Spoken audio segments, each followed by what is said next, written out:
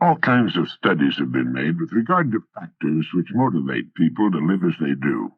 We've already covered enough ground in this program to establish the fact that people are responsible for their personal lives, barring some act of God or government, catastrophe or war that might intervene to change things, permanently or temporarily. For example, a lot of my friends, many of them very good friends of mine, were killed during World War II when they were in their 20s and 30s. The lives of others have been unalterably modified by injury or serious illness. But for most of us, we have our health, which is the natural inclination of all nature, and we have our lives to live. Sometimes, believe it or not, that's a personal handicap. It often takes the physically handicapped to demonstrate for us the unlimited possibilities that exist as an option for those willing to set goals and stay with them until they're achieved, while the healthy among us often take the path of least resistance. I think it was Bill Veeck, when he had the Chicago White Sox, who said, "I don't want the natural athlete. I want a guy who'll go after the hard ones." It's the people in this world willing to go after the hard ones who achieve greatness. They're motivated. There's that word again. They're motivated to give the last ounce of themselves in the achievement of their goals. Now let's look at some facts of life. Only about 5% of the people achieve unusual success during their lives. These are the people who earn larger incomes, live in better neighborhoods, in better, larger homes, have better education, more of the good things of life, and make a correspondingly larger contribution to their communities. They tend to speak better English and send their kids to better schools. There are always exceptions to any rule, and there are many exceptions to this 5% group. I know a man who's head of one of the largest, best-known companies in the United States who can hardly put 10 words together in their proper order. If murdering the English language were a misdemeanor, he'd be on death row. Yet he has mansions, yachts, private jets, the works. Why, with no more than perhaps a 6th-grade education and the apparent determination to assiduously avoid any improvement to it, has this man and his family enjoyed such spectacular financial success? Answer: he knows how to serve the people. His organization serves millions of people every day of the week. He's worked hard all of his life to build the great organization he heads, and he's done a fine job of it. So he can buy $3 million yachts and pay cash for them. And when he wants to go someplace in a hurry, there's his Gulfstream 3 warmed up and ready for him when his chauffeur takes him to the airport. But most people in that top 5% fit the earlier description. Many of them are not rich by the standards of our mega-millionaire friend, but they're in the top 5% of American incomes. They're set for life, and they, as a group, tend to enjoy themselves very much. They play a better game of golf or tennis than most of the country's hackers, and they love their lifestyles. Now, a child is born in the United States. The odds, because of the statistics we've been talking about, are 95 to 5 that he will not be born into this top 5%. Like most children, he'll soon take his environment for granted. Let's assume he's a boy, although it works the same way for a girl. It will save my having to say he or she all the way through this interesting example. He grows up accepting his environment, his world, and his world is his environment as it is. Without giving it a single thought, his environment becomes a natural part of him. Everything about his environment is a conditioning factor. The speech of his parents and relatives and neighbors becomes his speech. What he learns in school will have very little effect on it. That's why you hear grown-up men and women who've gone through the American school system saying such things as ain't and where's it at. They didn't learn those locutions in school. They were the habitual pattern of speech they heard in their environment. I know an attorney who still says, where's it at? Anyone's speech habits are an immediate tip-off as to his upbringing. The only reason mine tend to be rather good is because from the time I was a small child I wanted to be a writer, and words were of great interest to me. Words are the tools of a writer's trade, and a good writer will have a decent inventory of them and tend to keep them well-oiled and shining. I was the only person in our family so affected. The rest had other interests, education not being one of them. If the statistics were reversed, it would be wonderful. If 95% of the people were successful to the degree the 5% are, the odds of a child being raised by the right group would be reversed.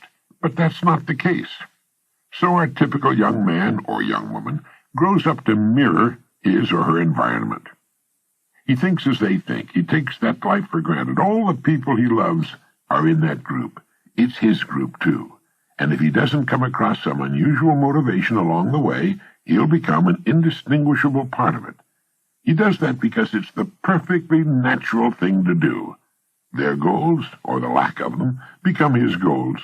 A nice house on a nice street, a steady job of some kind, a good, steady income, a good wife and good kids, and so the story goes. He operates on minimums all the years of his life. He never, except while playing his sports or getting ready for a date as a young man, gets out of low gear. It isn't necessary in the United States. This country's so affluent, so vital, and so perennially booming that people don't have to shift into second or third gear in order to meet average requirements. And neither do most of the people throughout the world, nor should they have to if they don't want to. His wife, while their children are small, is the hardest working human being in our society. She has no 8-hour day or 5-day-a-week system. She works 16 hours a day, 7 days a week, and according to a recent survey, if she had to do it all over again, she'd think twice about it. More than 50% of her number also hold down a regular paying job. She didn't know about the 5% either. No one ever said to this young man or this young woman, "Now look here, there are two very distinct groups of people in our society. They're in different layers of this socio-economic pyramid." And here the parent or teacher would have sketched a pyramid. Now there's the top 5% who live and work in this top section here, and the person would have drawn a line under what represents the top 5% of the pyramid. Now here's what we call the great middle class in America. It's divided into two main groups. The upper middle class, another line would be drawn on the pyramid, and the lower middle class. The United States has the largest middle class of any country in the world. And then down here at the bottom, these few lower layers, these are the people who, because of 1,000 perfectly good reasons, need to be helped by all the rest of us. They have difficulty coping. Many of them are too old or sick to help themselves. We have some 25 million functional illiterates, and so on. So these young people would see very clearly their options. It would be made clear to them that they have the freedom, thank God and our forefathers, to choose. They have the option, if they so choose, to live and work on virtually any layer of that pyramid. And it should be pointed out to them that the higher up on that pyramid you climb, the better the view, the fresher the air, the smaller the crowd. Now that's important to know, but it takes more effort to climb higher on a pyramid. It's much easier to settle for these lower layers. You don't have to learn so much, and so on. Now, the parent or teacher might continue, we live right here at this level on the pyramid. And then the parent or teacher might say, it's not in the higher levels, but it's certainly not in the lower levels either. It's where I wanted to be. Your mother and I have been quite happy here. Well, I hope you get the picture.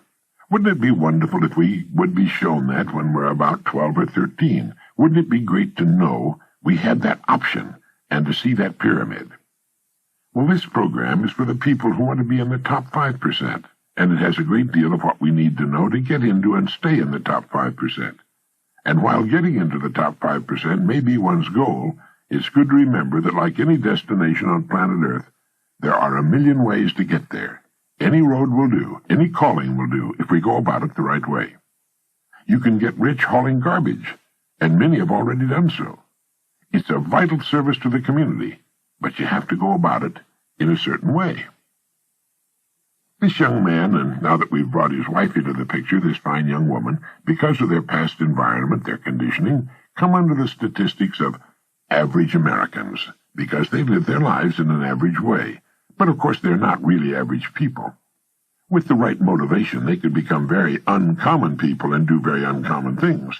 They could render much greater service to their community and reap a much more abundant harvest as a result, if they knew what we're talking about in this program.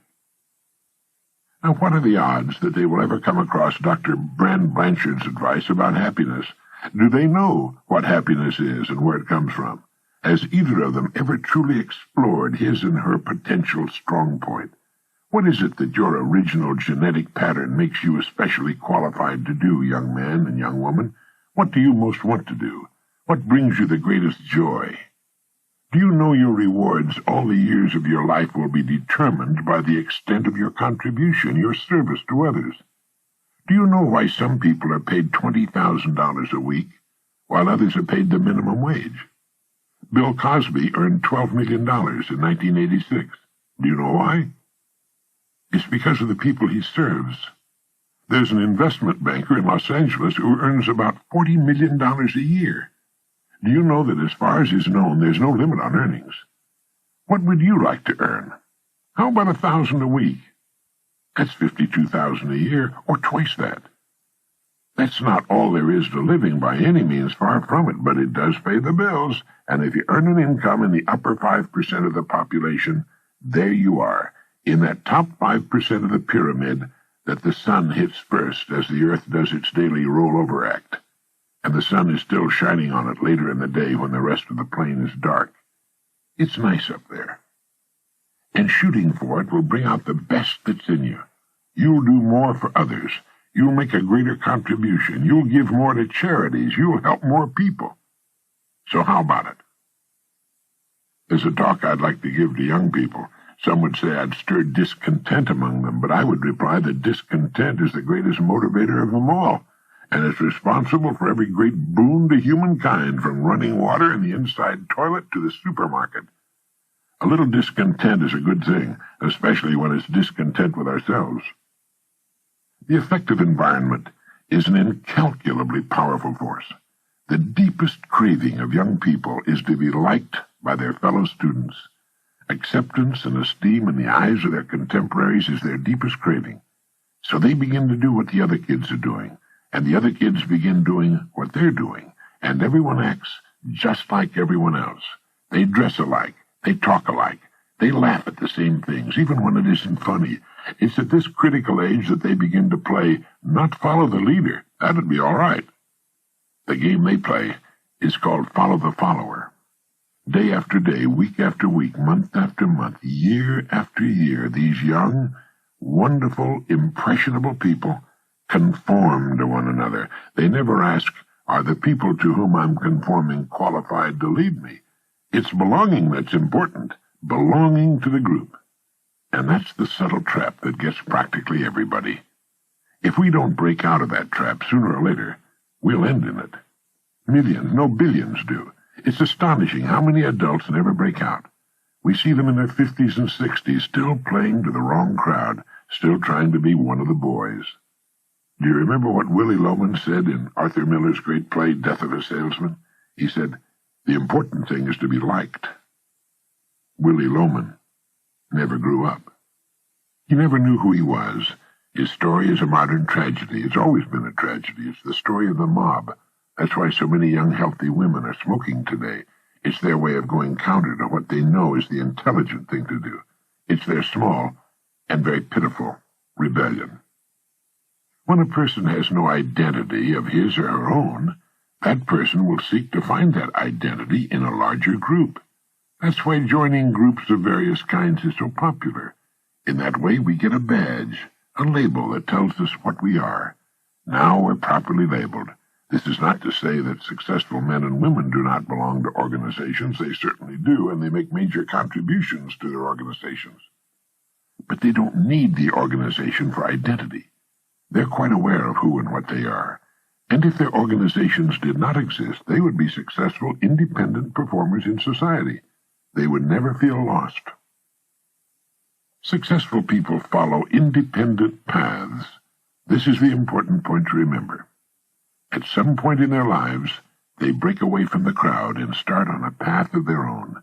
That's the adult, the intelligent thing for a human creature to do. In striking off on an independent path, they're not necessarily alone. It's just that they join a much smaller group of like-minded people. They can't take the whole crowd into that top 5%. The ancient Romans had their circus. Modern Americans have their television. It's far superior to the old Roman circus, and they don't even have to leave the comfort of their living rooms. It's true that there are many wonderful things on television, and an eclectic approach, that is, selecting those programs in which you're really interested, makes sense. But millions of families have the television sets on all day. They're mesmerized by it, and when one thinks of what they could be doing with some of that time, it makes one realize that it's much easier to win. One of the best things about getting in that top 5% is that as we get older, life need not become less interesting for us or more laborious. We become more productive as we approach our 60s and 70s and often many years beyond. And it's nice to grow older with all the goodies of life. It's more comfortable. One can spend one's winters in Florida or somewhere south of the equator, and one's summers in the cooler, healthier climates. And one can enjoy all the benefits of the good life. But perhaps most importantly of all, one can say, I gave it my best, and I'm not through yet. It's been a wonderful experience, this holiday on Earth, and I've enjoyed it very, very much. Well, let's see what we can do with the rest of it. Yes, I think it's actually easier to win. There's less competition up there where the view is so much better and the air is so fresh and clean. And it's almost never too late. For with a purpose, a worthy goal, and the motivation to reach those upper layers on the pyramid, a person can travel farther in a few years than he might otherwise travel in a lifetime.